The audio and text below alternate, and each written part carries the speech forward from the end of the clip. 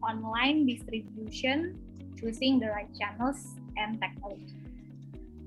Webinar kali ini lebih berbeda dan lebih spesial tentunya, karena kita sudah cukup sering melakukan webinar, tapi di kali ini kita melakukan lebih ke interaktif discussion dengan mengundang beberapa panelis yang kita percaya akan memberikan perspektif dari pengalaman mereka selama berada di industri.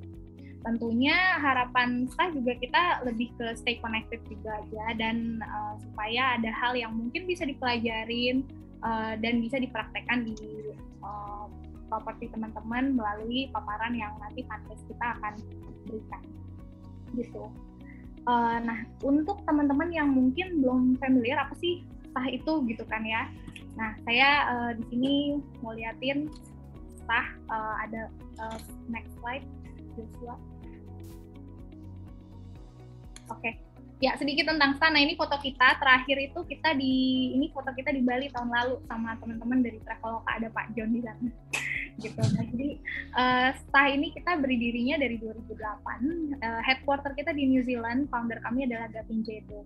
Nah, sekarang STAH udah kurang lebih memiliki 10.000 plus property, and adding up untuk di Indonesia kita in total kurang lebih 2.000 plus property. Nah, kita punya banyak cloud service solution sih, dari channel manager, booking engine, even reputation management. Dan yang baru-baru ini kami launching adalah G-Voucher Engine. Jadi kami membuat solution di mana enable teman-teman di hotel untuk monetize yang ada di hotel seperti restoran, package, tour, even cash voucher gitu. Jadi di STAH kita nggak selalu hanya melakukan produk update, tapi juga nambah terus produk supaya bisa lebih memaksimalkan online revenue teman-teman. Nah, sebelum aku memperkenalkan panelis kita yang amazing, mungkin ada sedikit housekeeping rules. Next slide. Basically ya, supaya teman-teman kalau misalnya ada panelis yang berbicara, supaya di-mute, dan kita encourage teman-teman untuk posting komen atau pertanyaan ya during the session. Jadi nanti kita akan coba pilih, dan di akhir pastinya akan ada session untuk tanya jawab. Dan supaya teman-teman semua lebih fokus, aku kalau bisa sarankan untuk tutup semua browsernya supaya kita bisa lebih fokus. Dan yang semuanya pakai kamera di sini bisa nyalain ya kameranya, jadi aku juga bisa lihat nih teman-teman lebih jelas gitu yang yang ada kameranya. Alright, oke. Sekarang saya mau perkenalin panelis kita. Yang pertama ada Pak Prabowo Turyono. Nah, di sini Pak Prabowo sudah nyala sih kameranya ya. Mungkin bisa kita spotlight. Hai Pak Prabowo. Halo, selamat sore teman-teman. Sore Pak. Pak Prabowo ini adalah VP Revenue Management and Distribution Channels HIG atau Hotel Indonesia Group. Kalau teman-teman yang mungkin familiar dengan Ina Hotels, nah itu mungkin belum rebranding ya, lebih familiar dengan Ina Hotels. Pak Prabowo sudah 30 tahun loh di industri. Sebelumnya pernah di Bulgari, Banyantri, lagi Pak Rosewood, Dharma Wangsa, Shangri-La, dan di HIG sendiri udah 7 tahun ya Pak ya? Iya. 7 tahun. Oke. 7 tahun. Thank you Pak sudah bergabung bersama kita. Pleasure. Thank you for having me. Nah, yang kedua ini adalah the only English speaking panelist. Jadi let me speak in English a bit. So Pak Matthew Paul. Hi Pak Matthew. Is Pak Matthew camera on here? Hi ya. Hi Pak Matthew. How are you? Good evening all. I'm not too bad. Yeah, sorry, my Indonesian is still pretty damn bad. But anyway, good to hear you. Good to see you all, and thank you, Olivia, so much for inviting me to this webinar, so we can share a few views. As you said, Matthew Fall from Swiss Bell Hotel, in charge of IT, e-commerce, and a few other things. So, I can't wait to have a chat with some of these other fine people here. Yes, thank you, Pak Matthew. Pak Matthew is actually in New Zealand. He is stuck there for a year or so, ya Pak ya? Yep, stuck here for a year. So I'm still stuck in the land of sheep, and it's a bit dark, but there's actually sheep about 100 meters away from me as I speak. I see. Is your place nearby the staff office?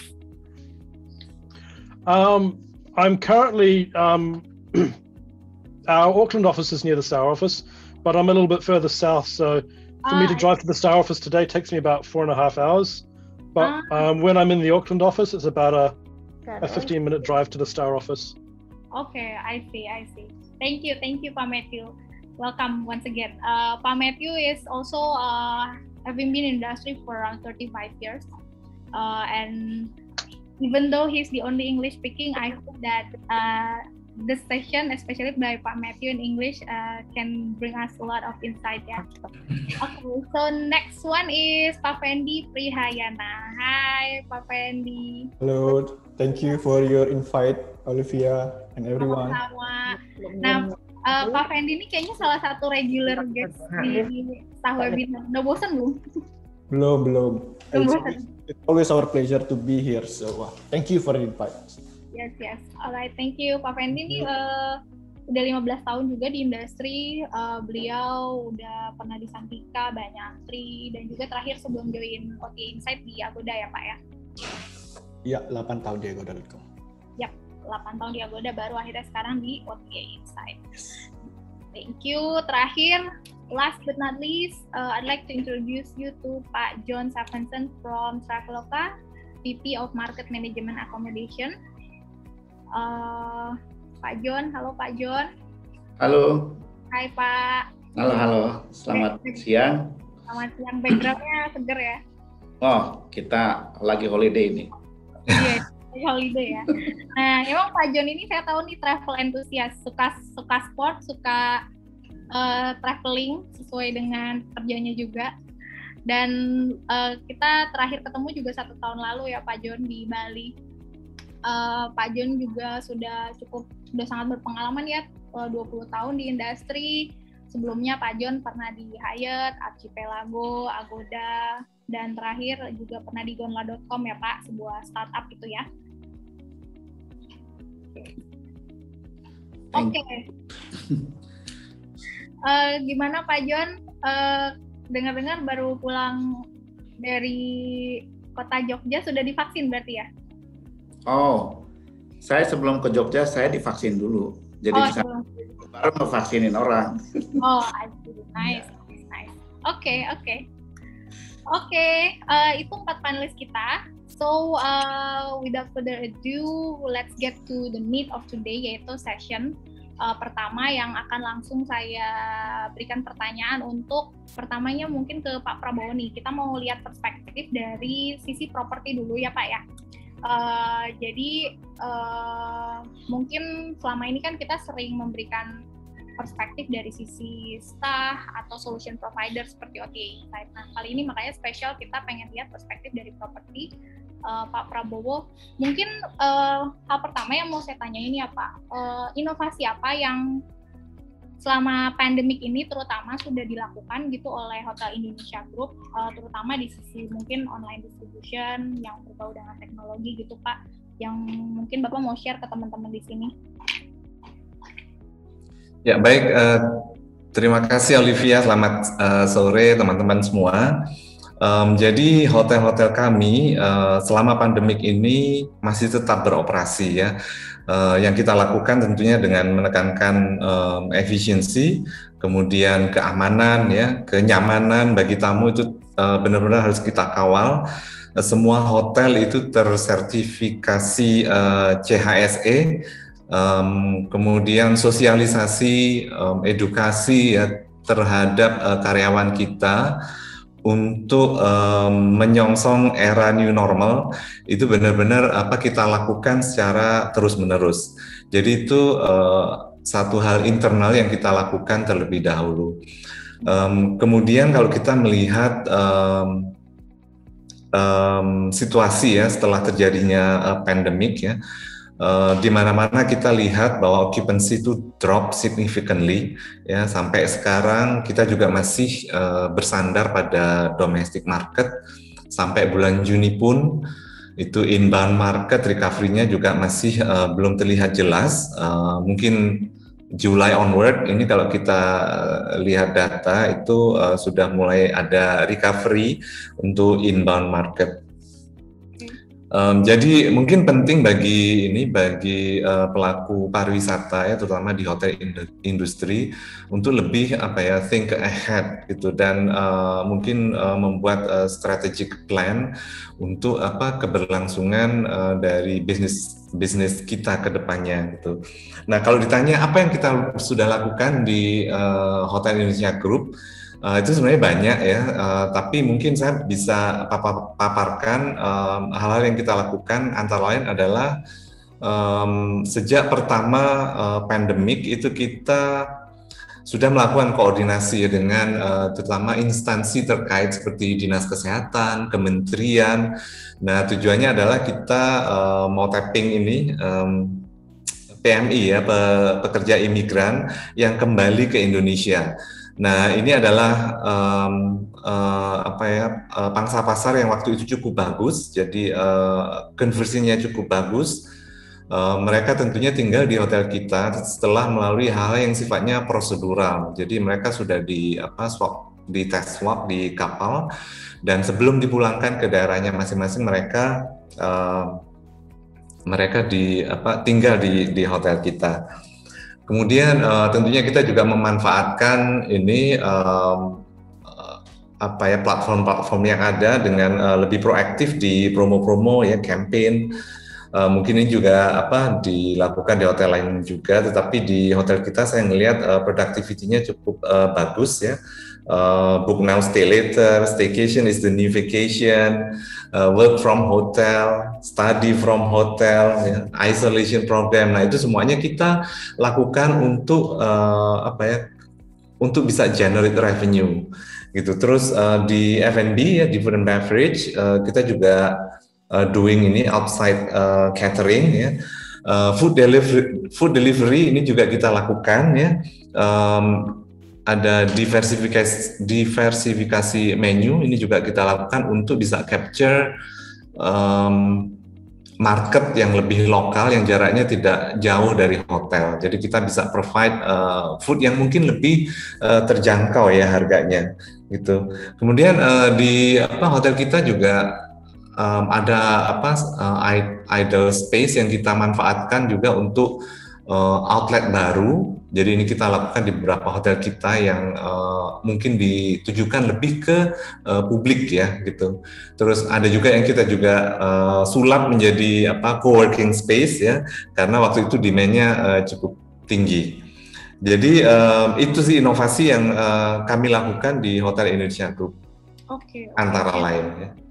Oke, menarik. Mungkin tadi poin yang paling saya highlight ya, nggak cuma ternyata nggak di rumah aja ya, jadi F&B pastinya, onsite catering proaktif, dan yang terakhir tadi saya rasa juga menarik sih, kalau misalnya space di hotel kan biasanya banyak ya Pak, apalagi kalau sekarang yang punya outdoor area gitu ya, jadi itu maksudnya dibuka untuk satu sarana publik kalau mereka mau masuk gitu ya? Iya, iya benar. Any source of revenue dijadiin revenue gitu ya Pak ya? Iya betul, ya ini karena memang kita harus coba untuk mengembangkan bisnis untuk mencari source of revenue yang baru. Yap, oke, I see. Dan tadi saya dengar kan Bapak bilang July onward inbound market ya, hopefully juga itu akan getting graph-nya akan going up ya untuk. Iya. Oh ya, mungkin bisa saya tambahkan lagi ya, kayak MICE sama wedding itu tetap kita layani ya. Jadi tapi tentunya dengan standar yang baru ya. Jadi hal yang sudah kita lakukan misalnya drive-thru wedding ya, drive-thru inauguration, itu kita lakukan ya, tentunya dengan dengan benar-benar menerapkan, implementasikan protokol kesehatan. I see. Oke, thank you Pak. Moving on, second question, berarti dengan innovation yang tadi Bapak lakukan, specifically bagaimana teknologinya itu membantu HIG untuk overcoming semua challenges, terutama di online ya, di sisi online distribution gitu. Apa ada nggak yang mau Bapak highlight? Oke, kita sebagai HIG sangat merasakan dampak dari utilizing teknologi untuk our innovation misalnya gitu Pak. Makasih Olivia. Tentunya di era sekarang teknologi itu sangat berperan penting and will continuously play a very important role di hotel industry sendiri. Di revenue management itu sangat-sangat bertumpu pada teknologi juga gitu ya. Jadi booking pace, kemudian rekomendasi harga, projection revenue, itu semuanya menggunakan teknologi. Artificial intelligence bisa provide data yang bisa memperkaya analisa kita. Ya, jadi mungkin strategi approach-nya itu bisa dibuat lebih granular lagi ya, jadi lebih segmented, lebih targeted. Jadi kalau saya ditanya apa sih yang sangat membantu untuk hotel, tentunya mungkin saya akan menyebutkan nomor satu adalah data. Ya, data yang dihasilkan dari alat yang menggunakan teknologi, ya itu sangat-sangat penting sekali ya.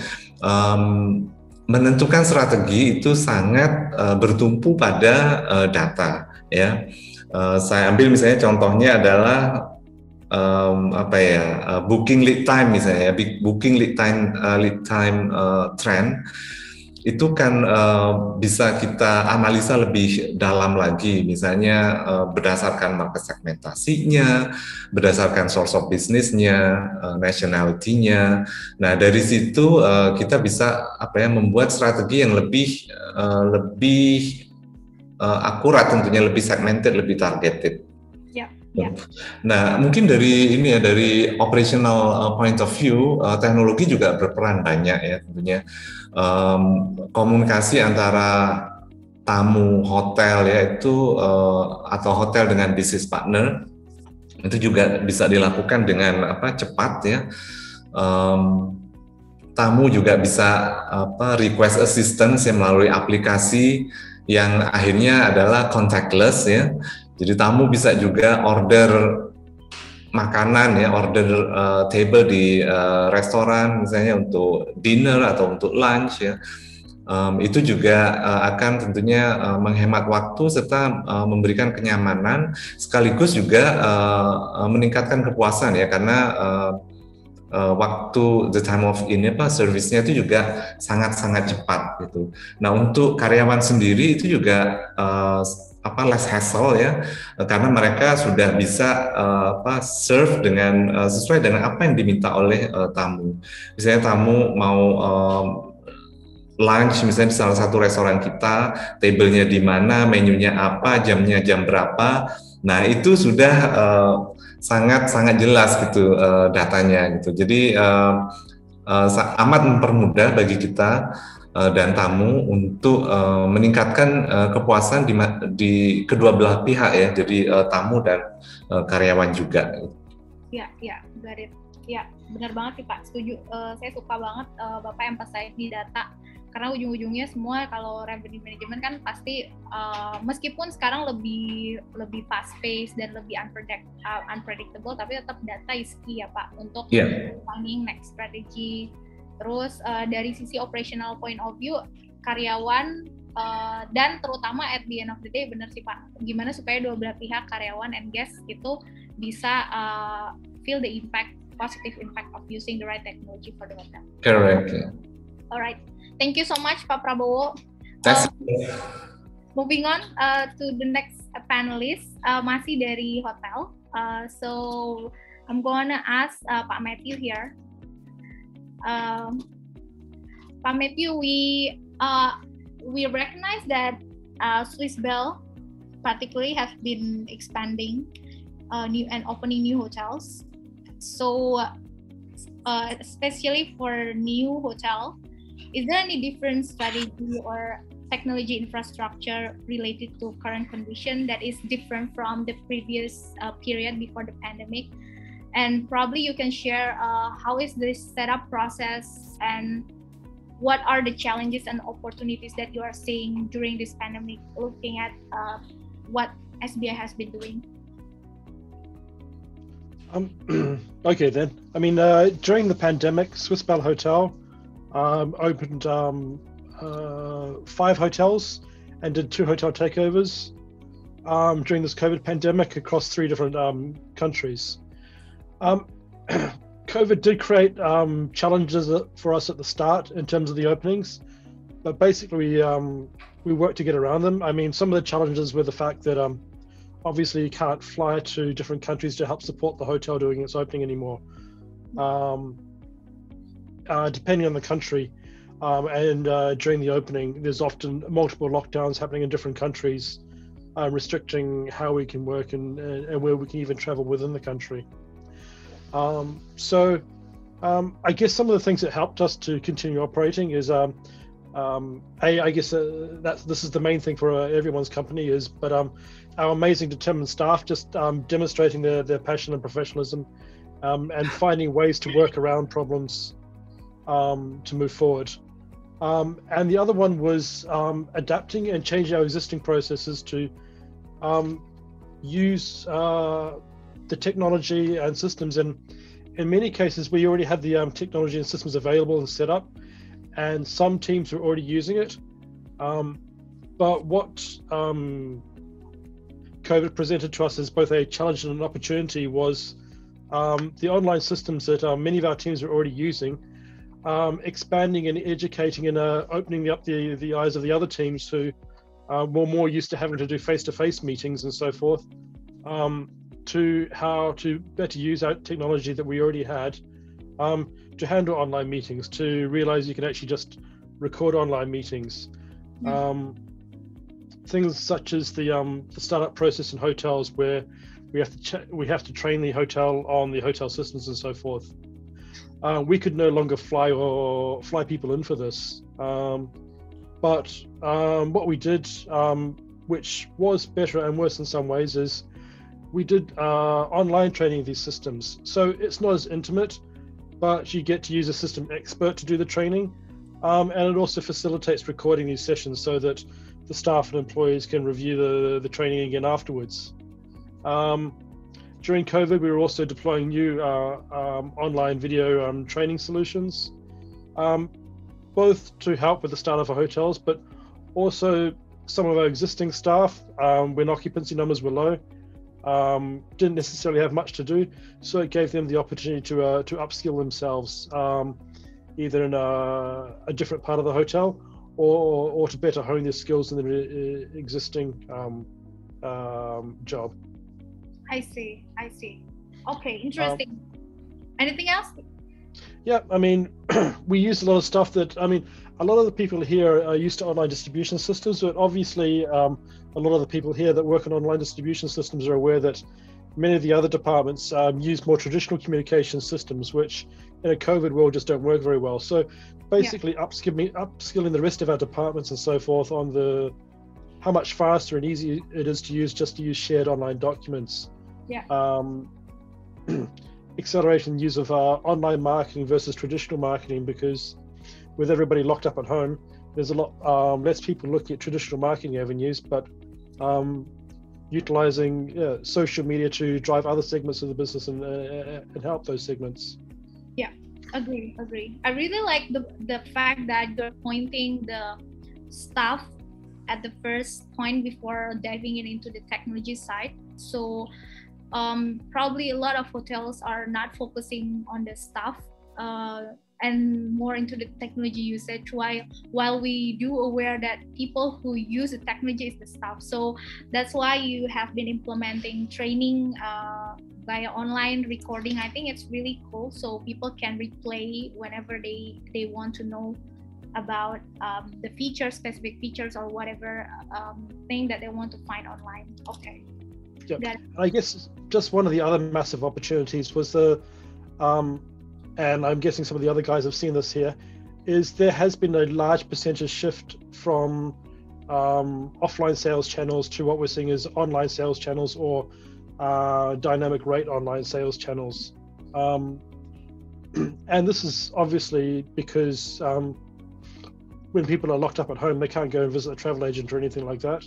They're doing everything online. So an entirely new demographic of our market has been forced online. And I think it's going to stay that way. Once that genie's out of the bottle, it's not going back in again. Yeah. So we've now seen a massive shift in our demographics to the online segment, which I think is going to benefit the hotels and some of the other partners on this call as well. I'm sure John's enjoying that as well. I see. Yeah. I do believe that it's more into dynamic pricing, heavily emphasized for nowadays. I do agree with you. So, yeah.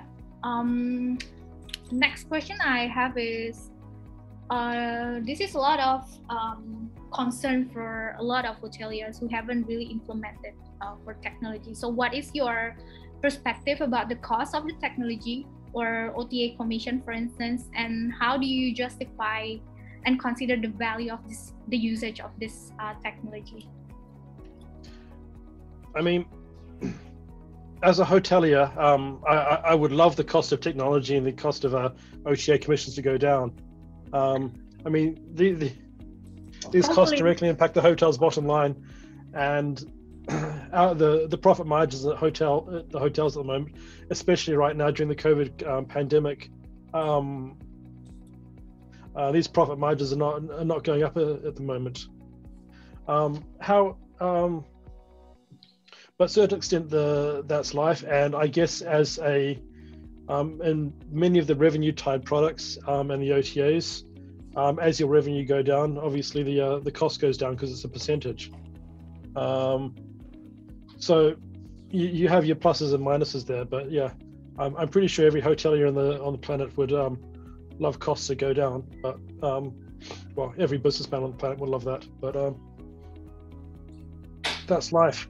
However, I mean, as a technologist, and let's face it, I've been involved in e-commerce and online marketing systems for the past 22 years. I was doing it for I don't know, 13 years before I joined the hotel industry.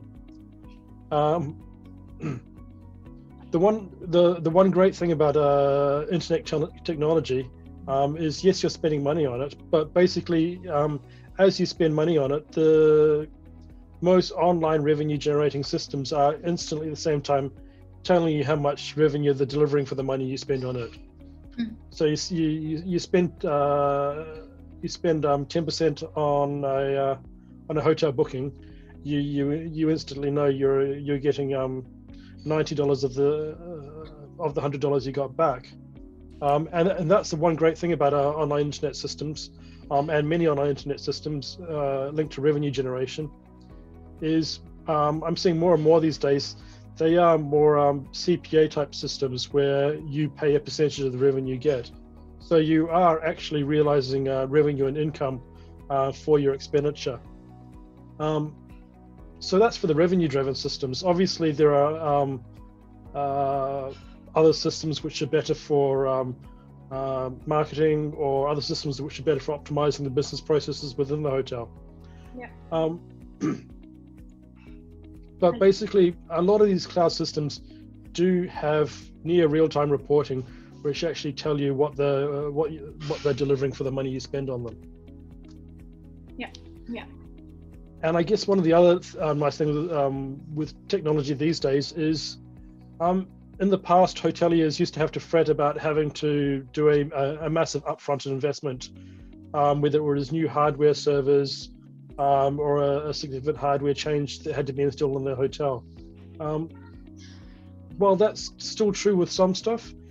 More and more these cloud services are coming with a small setup fee and a subscription service. So that cost is spread over time. And while it might cost more over time, the cost of entry and the cost for the hotel to dip their toe in and see if the service works for them and delivers what they want is much lower.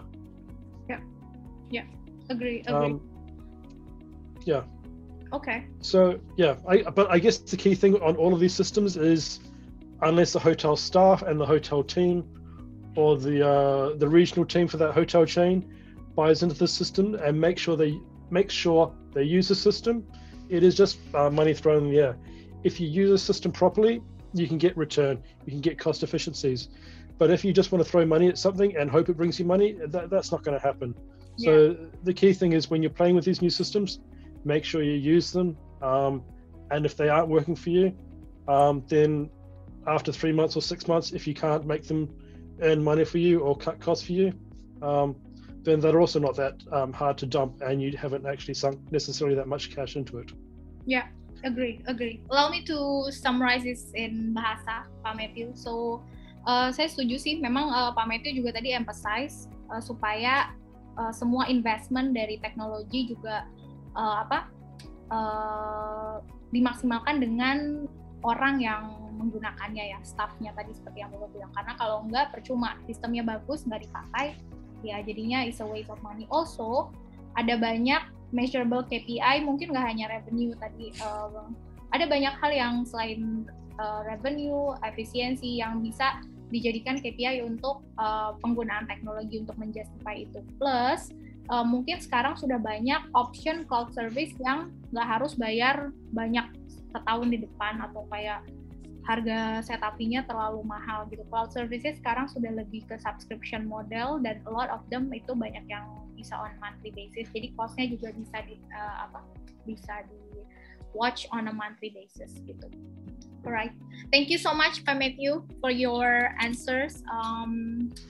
Now before we move on to the third panelist, supaya nggak terlalu ini serius-serius banget, saya mau kasih pertanyaan aja deh ke beberapa panelis nih, namanya rapid fire question. So I'll throw in just some rapid fire question, Matthew.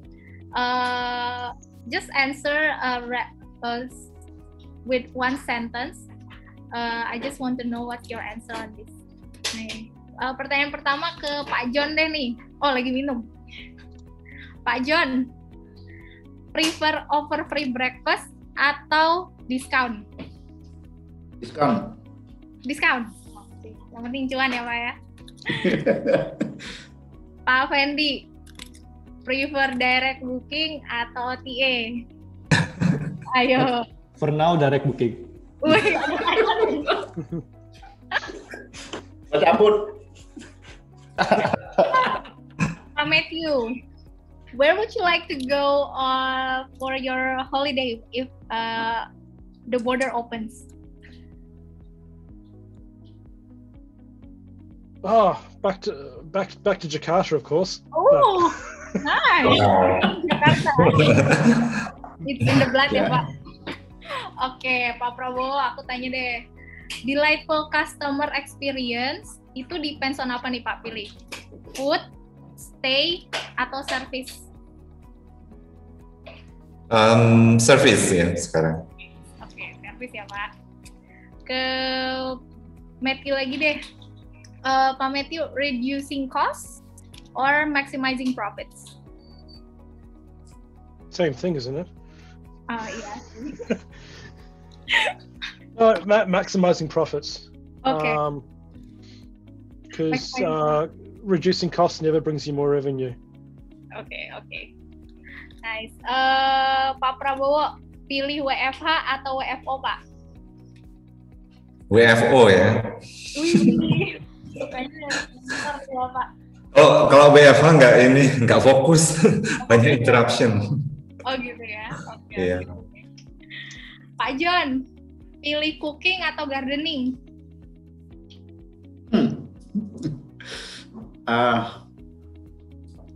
Cooking. Oh, cooking. Wow. Karena tinggal di kota, nggak ada garden. Nggak ada garden. Oke. Nah, Pak Fendi nih terakhir. Luxury travel atau budget travel? Budget. Budget ya? Ya. Lancuan ya? Oke. Itu aja sih, biar nggak kaku lah ya kita ya. Next. Sekarang mau nanya ke Pak Fendi deh, karena terakhir ditanya Pak Fendi kan. Iya. Aku ada pertanyaan nih, karena OTA Insight kan salah satu solution yang relate juga ke data ya. Tadi Pak Prabowo udah mention soal data juga. Tapi mungkin dari segi data yang sekarang ada di OTA Insight, perubahan apa yang OTA Insight perhatikan dari sisi customer behavior? Mungkin ketika mereka cari flight atau cari hotel, mungkin bedanya sama yang dulu apa? Dan mungkin kalau ada data gitu bisa di-share, Pak Fendi. Ya, jadi pandemik ini benar-benar merubah beberapa hal yang kita tahu soal revenue management gitu ya. Terlebih karena banyaknya perubahan peraturan dari pemerintah yang membuat behavior customer kita jadi ikut berubah. Yang kita lihat, kayaknya lebih bagus kalau kita ngomongin data ada ininya ya, ada apa namanya. So, ini salah satu yang menarik ya, bahwa yang terjadi perubahan di customer adalah coba kita compare misalnya lead times for flights. Kalau kita lihat lead time for flights itu nggak terlalu berbeda antara last minute sama yang jauh ke depan. Jadi kalau kita lihat persentasenya rata-rata sama. Jadi kalau orang decided to go kemana aja gitu, nggak terlalu berbeda lead times-nya. Tapi kalau kita diskusi soal ketika tamunya mencari hotel, datanya menunjukkan data yang sangat berbeda, bahwa ternyata customer kita sangat last minute sekarang. Jadi kalau kita combine lead time sampai dengan 7 itu mendominasi sampai hampir 55%. Kalau kita combine 1 minggu sampai dengan 2 minggu itu bisa sampai dengan 80%. Artinya apa? Artinya hotel hanya punya sedikit waktu untuk strategize pricingnya mereka, karena nggak seperti dulu lagi di mana ketika customer mencari hotel, ada yang last minute, ada yang juga booking early untuk periode yang jauh ke depan ya. Jadi hotel punya lumayan waktu untuk bikin strategi harga. Sekarang hampir nggak bisa lagi karena kecenderungannya customer membooking hotel itu sangat last minute. Yang kedua yang kita lihat ada perubahan adalah yang kita lihat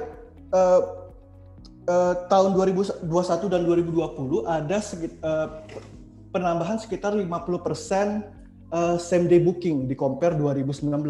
Jadi memang datanya inline dan itu direspons oleh hotel. Kita melihat bahwa semenjak 2020 hotel itu mengganti harga tiap jam. Itu kita lihat increment-nya sampai dengan 25%. Jadi ada 1 dari 4 hotel yang keep changing harga tiap jamnya. Karena mereka nggak yakin apakah harga itu capture customer mereka. Jadi itu perubahan yang kita lihat di market. Yang kedua yang juga kita lihat adalah ada perubahan signifikan di corporate travel. Jadi corporate travelers, karena gara-gara pandemi ini kita menyadari bahwa ada beberapa hal yang misalnya meeting nggak harus di satu tempat, meeting bisa dilakukan online, dan bagi kami di OT Insight, hotel harus menemukan cara baru yang mampu membuat corporate traveler ini mau kembali melakukan meeting di hotel. Otherwise, semua akan berperang mencari customer either staycation atau leisure. Permainannya akan di situ. Kalau tidak menemukan formula bagaimana caranya meng-attract corporate traveler untuk traveling lagi. Jadi itu yang kita lihat saat ini. I see. Ya, menarik sih. Kayaknya memang karena sekarang banyak yang fokusnya di strategi untuk staycation ya, leisure. Jadi mungkin harus temuin formula innovation untuk corporate travelers-nya ya. Yes. Oke. Berarti tantangannya apa aja tuh, Pak Fendi, kalau boleh di breakdown lagi yang dihadapi oleh ya baik pelaku industri pariwisata atau misalnya specifically hotel gitu. Ya, kalau kita summarize, tantangan pertama adalah demand-nya jauh menurun dibandingkan pre-pandemic. Jadi hotel yang tadinya terspesifikasi misalnya bisnis hotel, resort, mereka punya customer yang quite signifikan bedanya dulu sebelum pandemi. Tapi sekarang saat ini mereka memperebutkan customer yang sama, domestik yang staycation gitu ya. Jadi everyone mencari customer yang sama. Itu tantangan pertama. Yang kedua, tantangannya adalah sangat susah saat ini membuat forecasting, business forecast. Karena kenapa? Bisnis sangat last minute. Jadi how do you forecast last minute business? Itu yang pertama. Kedua, biasanya kalau kita dulu ketika kita mau memforecast sesuatu, kita mempelajari data historical. Jadi misalnya kalau kita mau pelajarin gimana sih bookingan bulan Juni 2021, kita biasanya akan melihat bagaimana bookingan di Juni 2020, bagaimana Juni 2019. Dari situ kita akan bisa forecast gimana kira-kira Juni 2021. Cuman problemnya karena pandemik ini data historical sudah nggak bisa dipakai lagi. Mereka nggak bisa jadi patokan. Jadi hotel harus mencari cara baru bagaimana caranya mereka memforecast their business. Yang ketiga, trennya sekarang belum ke rate optimization. Majority hotel sekarang masih fokusnya how to increase demand. Jadi belum ada kita lihat yang namanya revenue management saat ini. Everyone just try to survive. Jadi survival mode dulu nih tahun ini. Jadi belum ada yang namanya revenue management. Yang ketiga, trennya kita lihat akan ada pengurangan headcounts. Jadi saat ini atau tahun ini people itu they work with multiple heads. Yang tadinya misalnya satu hotel punya e-commerce, punya revenue, punya digital marketing manager, sekarang satu orang harus doing 3 kind of jobs. Satu orang harus jadi revenue manager, juga jadi e-commerce, juga jadi digital marketing managers. Nah, itu tantangan yang dihadapi hotelier sekarang yang kita lihat, gitu. Ya, I see. Berarti responding yang poin keempat juga dengan adanya pengurangan headcount yang mau nggak mau, pastinya ya kita sebagai pelaku industri ya harus benar-benar expanding our skill knowledge ya supaya bisa multi. Dan equip yourself with technology. Karena pekerjaannya banyak, mau nggak mau kita harus dilengkapi dengan data dan teknologi yang tepat. Otherwise keteteran semua nanti. Ya. Gitu. I see. Ya. Tadi di sisi challenges, tapi apakah ada opportunity nggak yang mungkin kita bisa lihat gitu? Di sekarang kan udah quarter 2 ya, quarter 3. Yes. Yang kita lihat di OTA Insight, gara-gara pandemi ini kita jadi berpikir kita harusnya melakukan banyak hal yang belum pernah kita lakukan. Kalau saya coba misalnya share screen lagi, yang jadi opportunity saat ini adalah jika ada hotel, let me get this. Kalau kita pelajarin ya, perusahaan-perusahaan e-commerce besar saat ini yang winning the business, satu hal yang sama yang mereka punyain, kenapa mereka memenangkan bisnis adalah mereka tahu caranya untuk mengetahui apa yang customer sedang pikirkan, apa yang customer inginkan, gitu ya. Mereka akan track kapan mereka akan misalnya mencari sesuatu di harga berapa dan produk apa yang diinginkan. Nah, hal yang penting di dunia e-commerce dan internet adalah customer behavior itu dia living traces. Jadi ada historical behaviornya mereka. Nah, kedepannya yang kita lihat, hoteliers harusnya sudah mulai mempelajari customer behavior dalam skala yang kita sebut upper funnel data. Jadi ketika tamu baru memikirkan membuat sebuah bookingan. Jadi jangan sampai telat ketika tamu sudah membuat bookingan baru kita analisis.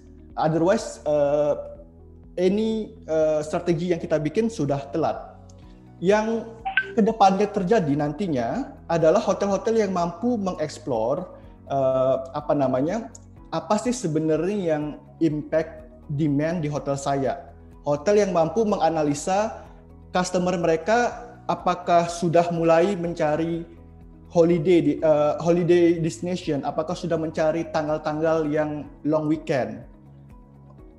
Hotel-hotel yang mampu mempunyai data misalnya apakah flight sudah mulai di booking dan apakah hotel-hotel sudah mulai di search, berapa jumlah search-nya. Kedepannya hotel-hotel yang sensitif dan mampu menganalisa data seperti inilah yang kita lihat akan memenangkan persaingan. Hotel nggak bisa lagi menggantungkan data dengan menggantungkan strategi mereka dengan data-data tradisional, misalnya memakai sistem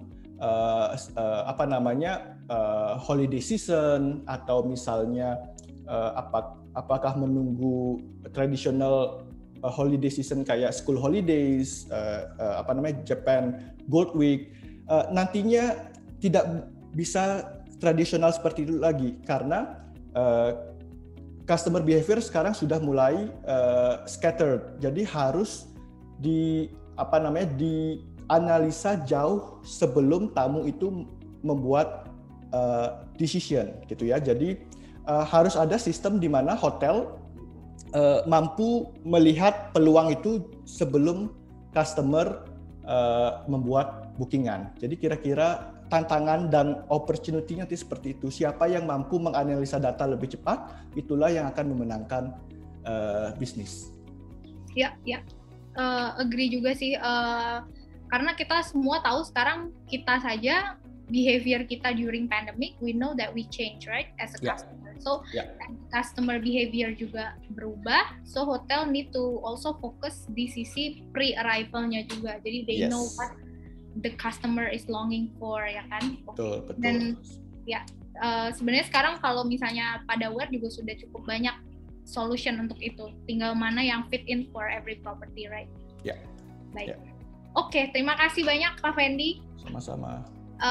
Last but not least, our panelist, Pak John, dari sisi OTA nih Pak, sebagai one of the biggest OTA, in fact I think the biggest in Indonesia, Traveloka.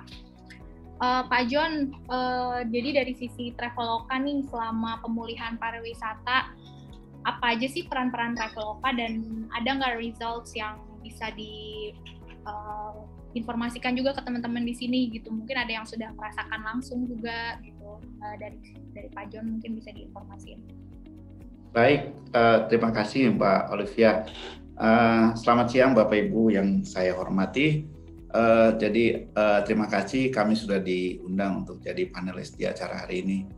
Kalau tadi pertanyaannya kira-kira peran Traveloka dalam pemulihan pariwisata selama masa pandemi ya Mbak Olivia ya. Jadi kalau di Traveloka memang kita menyadari bahwa ini bukan hal yang menimpa 1-2 orang aja, tapi ini menimpa kepada semua orang, termasuk juga pelaku industri pariwisata dan dalam hal ini termasuk Traveloka juga.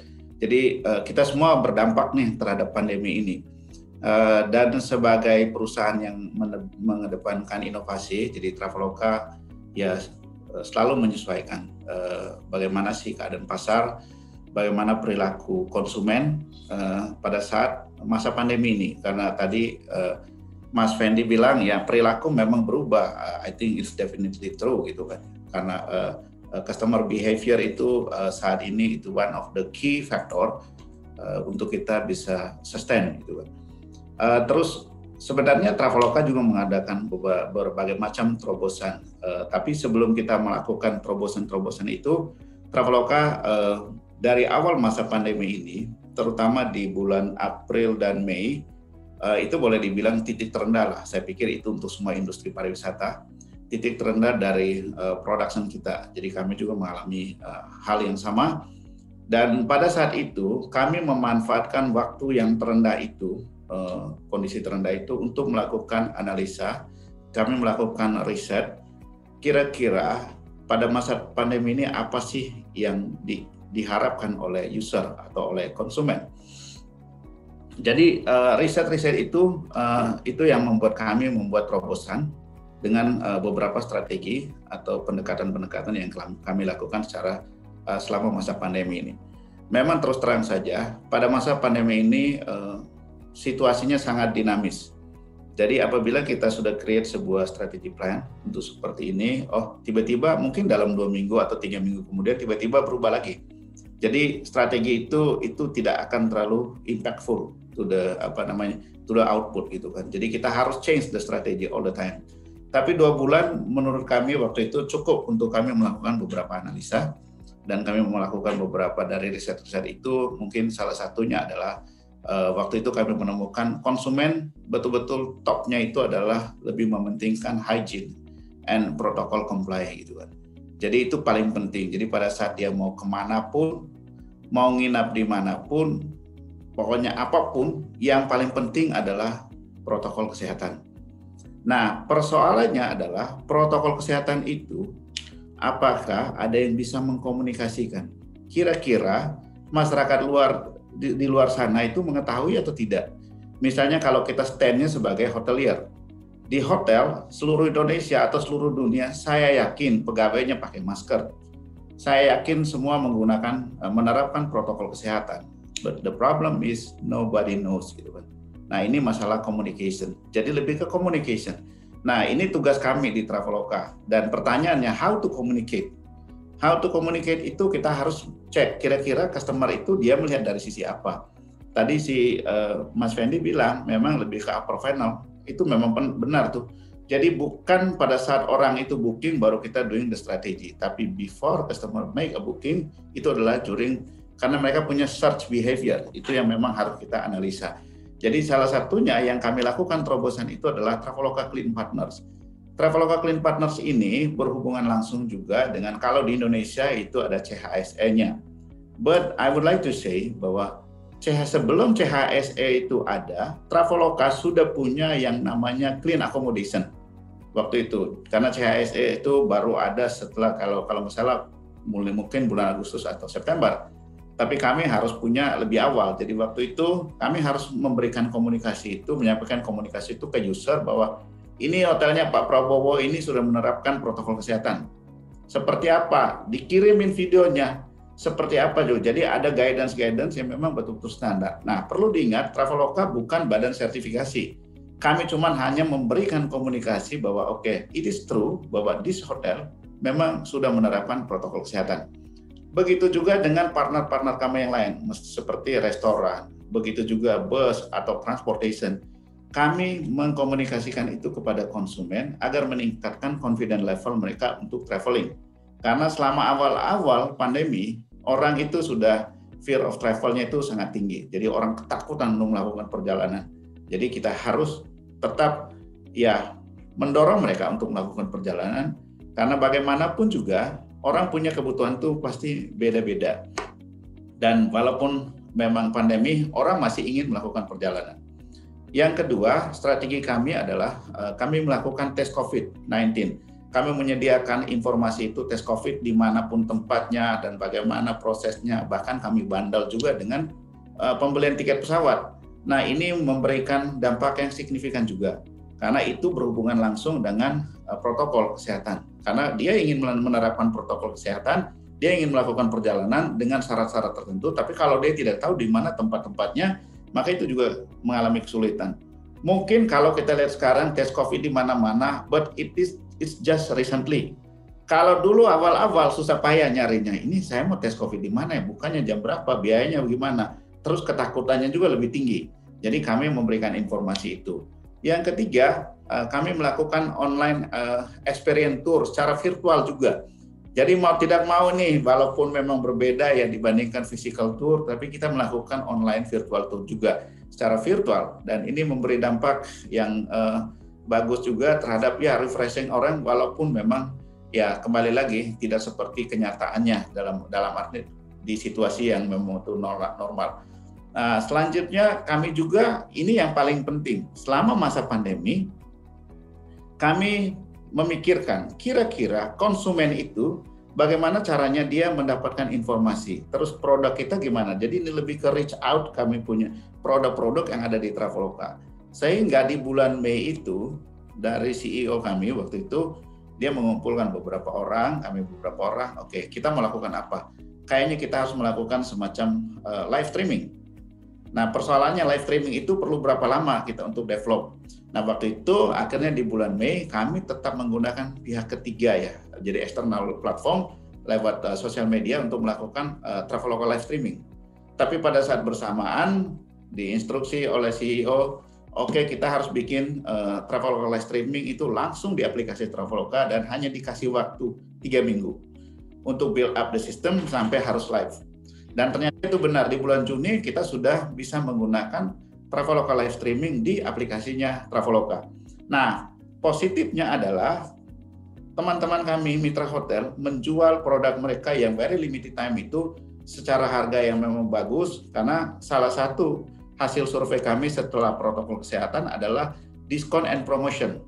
Kenapa diskon and promotion? Karena pada saat itu daya beli masyarakat menurun. Yang kedua, demand-nya juga kecil.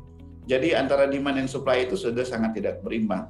Nah, mungkin dulu ada kata-kata sumbang, sampai sekarang pun ada orang yang tetap believe bahwa, hey, lu turunin harga, belum tentu ada yang beli.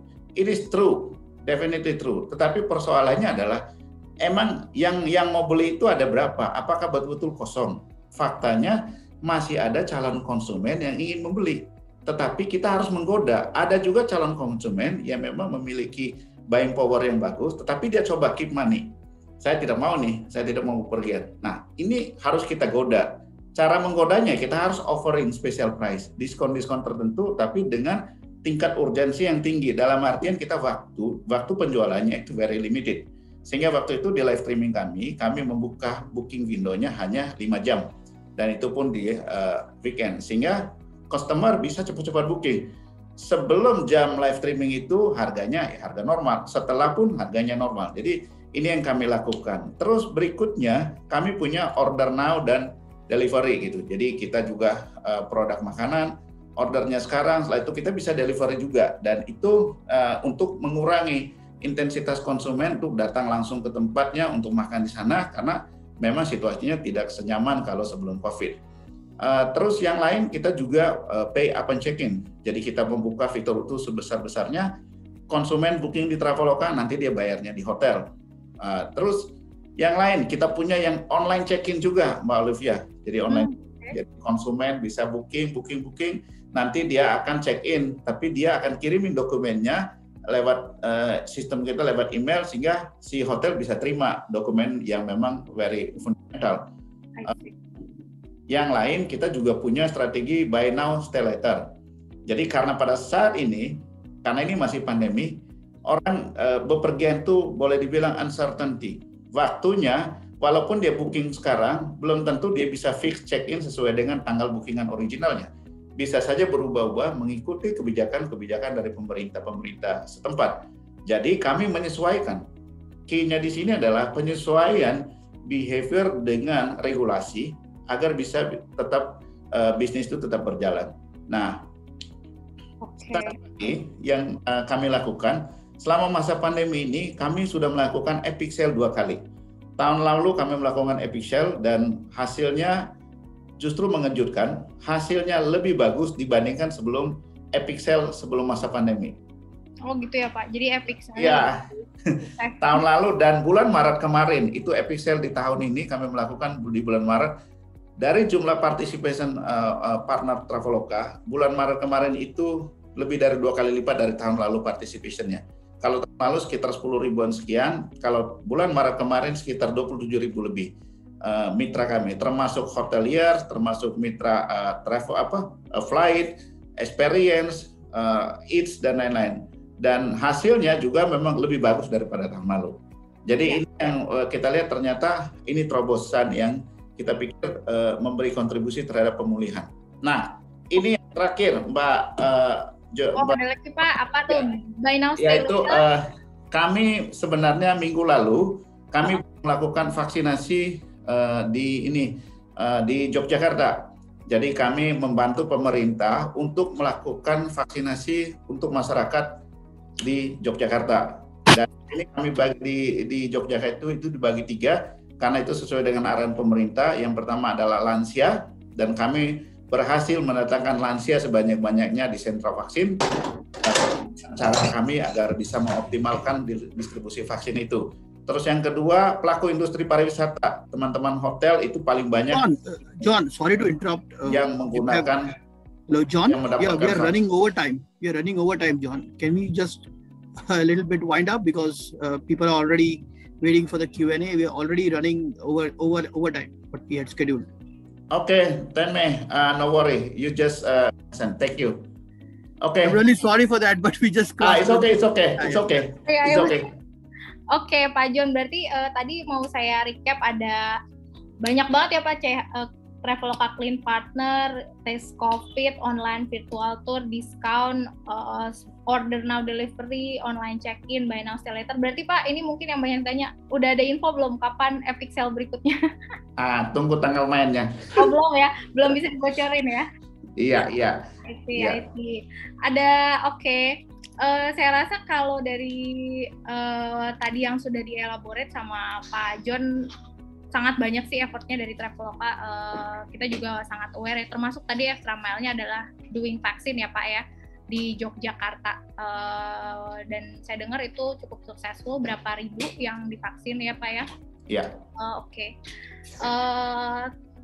I think because we're running out of time, ada mungkin kita langsung masuk ke questions. Ada yang punya pertanyaan mungkin? Jika ada teman-teman yang punya pertanyaan untuk Pak John, untuk Pak Prabowo, untuk Pak Fendi, Pak Matthew. Oke, langsung aja ya, ini ada pertanyaan.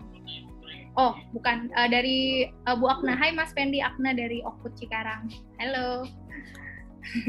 Ada mungkin pertanyaan? Kita punya spare beberapa menit untuk questions. Nah, itu ada pertanyaan. OTA Insight dapat data recovery tracker dari mana? Ya, pertanyaan yang bagus ya. Jadi tahun lalu karena pandemi ini kita banyak duduk bareng dengan para stakeholder kita, dari penyedia data dan juga dari hotels gitu ya. Jadi tahun lalu kita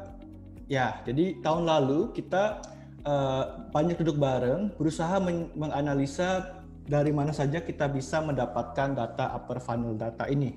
Jadi pertama, otomatis penyedia big data terbesar di dunia ya, which is Google. Jadi kita explore keywords yang biasanya dipakai oleh customer untuk ketika mereka mulai mencari ketika mereka mulai search hotelnya.